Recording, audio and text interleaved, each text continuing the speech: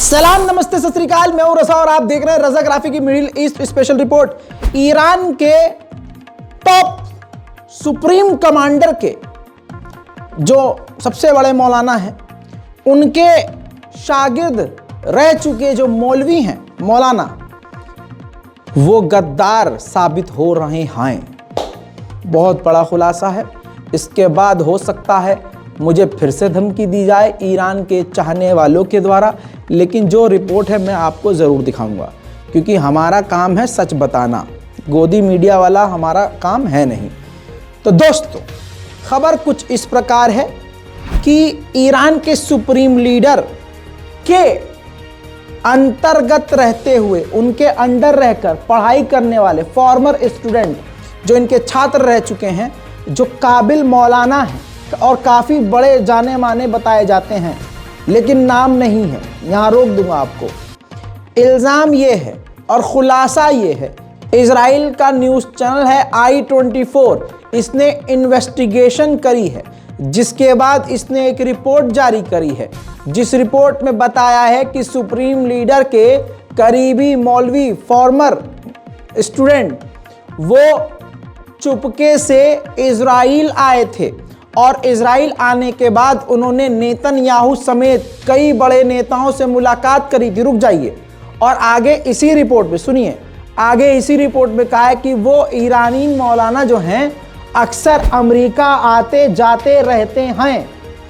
अब आपको बता दूं कि पूरी इन्वेस्टिगेशन में जो मेन बात एक लिखी है कि नाम इसलिए हमने नहीं बताया है क्योंकि अगर हमने नाम बताया तो ईरान की गवर्नमेंट उनको रातों रात फांसी पर लटका देगी।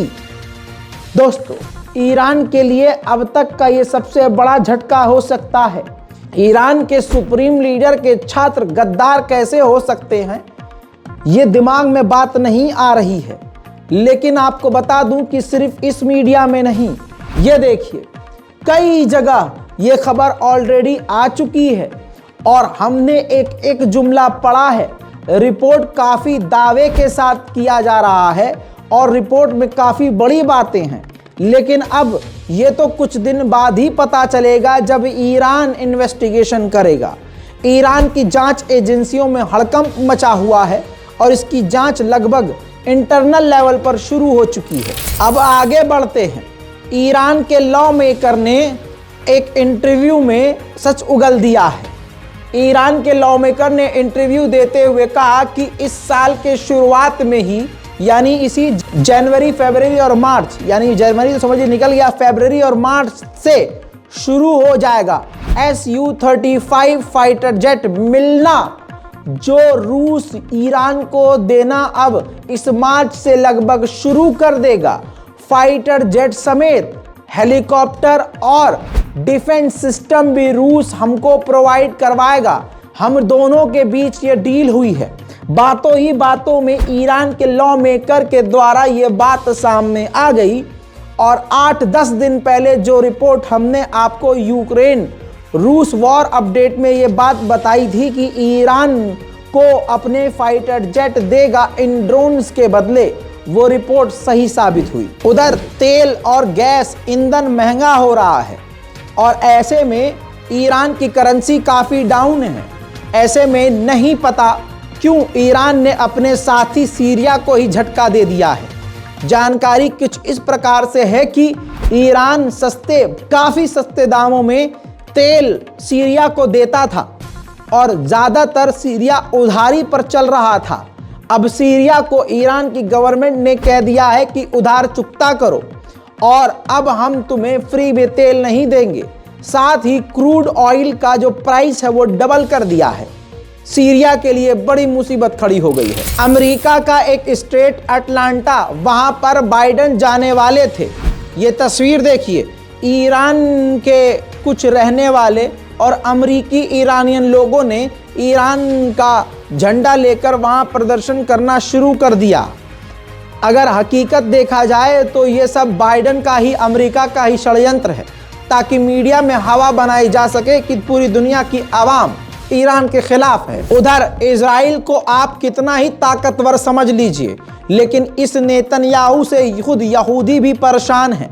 कुछ इस तरह से आपको बता दूं कि 80,000 नेतन्याहू के खिलाफ यहूदी पिछले 4 दिनों से लगातार प्रदर्शन कर रहे हैं, जिसकी ताज़ा तस्वीर ये है।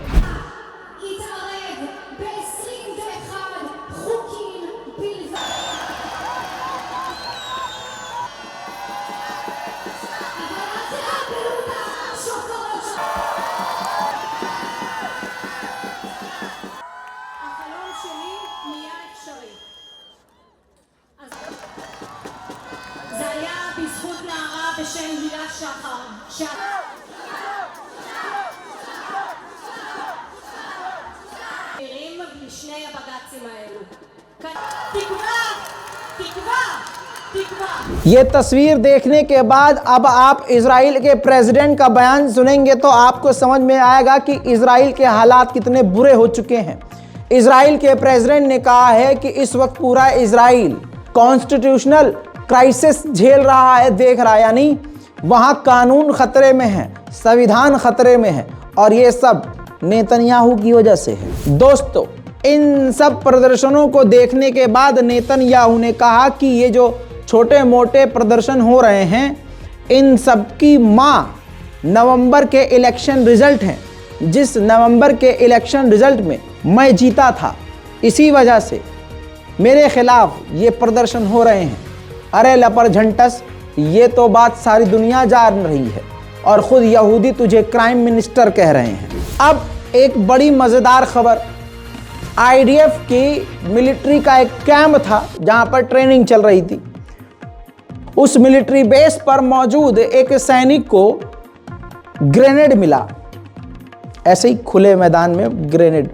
वो ग्रेनेड बजाय अपने सीनियर्स को देने के, न जाने क्या सोच के पप्पू अपने तंबू में ले गया और वहाँ वो ग्रेनेड अचानक ब्लास्ट हो गया, जिसमें उसकी तो मौत हो गई और 2 घायल हो गए। एक बार फिर से इस हफ्ते में दूसरी खबर ये आई है कि लेबनान के ऊपर फिर से एक इजरायली ड्रोन पहुंचा।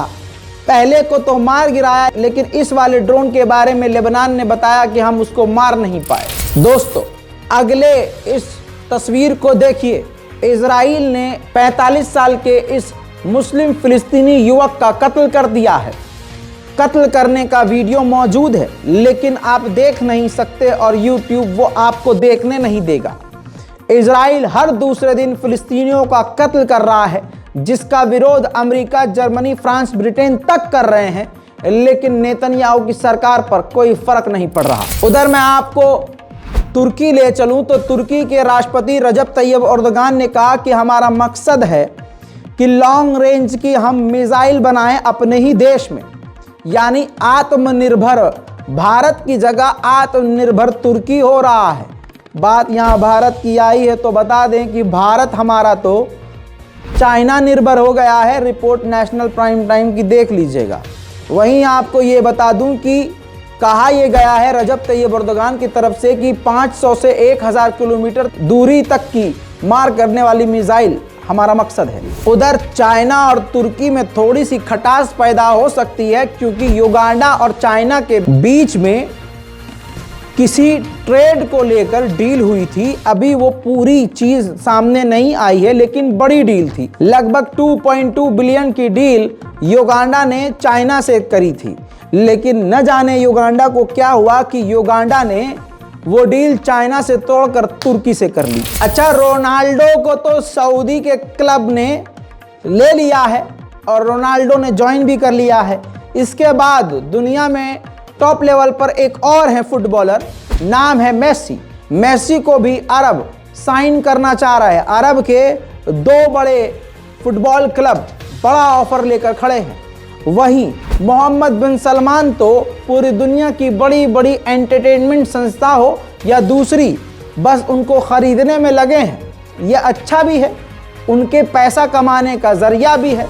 अब WWE, जब आप छोटे और हम छोटे थे तो ये 10 स्पोर्ट पर आया करता था।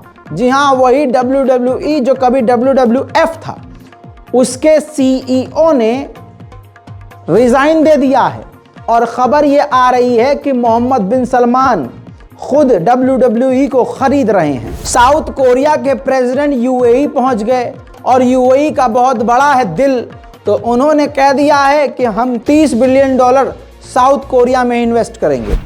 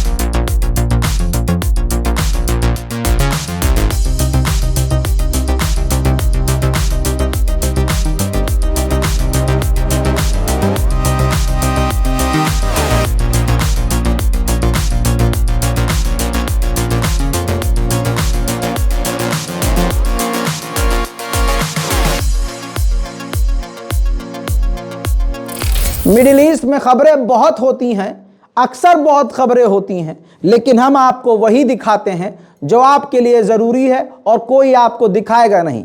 इस वजह से हमारे चैनल से जुड़े रहिए, चैनल को सब्सक्राइब कीजिए, रिपोर्ट को शेयर कीजिए। अगर आप हमारे चैनल को सब्सक्राइब नहीं करेंगे तो आपको वीडियो सही वक्त पर नहीं मिलेगी। मैं हूं रज़ा और आप देख रहे थे रज़ाग्राफी। जय हिंद।